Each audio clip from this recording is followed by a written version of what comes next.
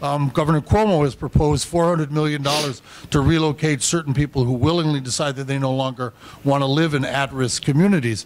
To the extent that each community is strong as its weakest link, is that really only a halfway measure to resolve the issue of communities that are at risk? And should we be finding other ways potentially to rezone, restructure, and find resiliency in communities rather than thinking we can only partially relocate some of those households that are at risk?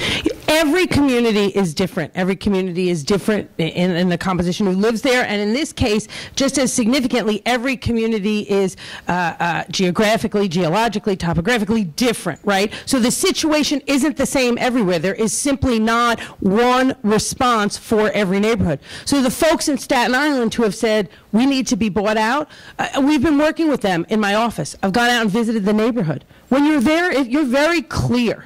They're right.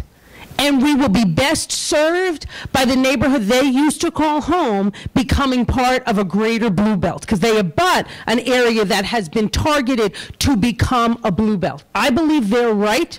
I believe they were I don't believe it's a fact, they were extraordinarily well organized in making their position clear, and I completely agree with the governor's decision. Now, other communities are different. When I was in Breezy Point, the day after the storm, the first thing someone said to me was literally, Quinn, you better get me my building permits quick. That is a community whose vision is to rebuild. So then the question is, how do you rebuild? What do you rebuild with?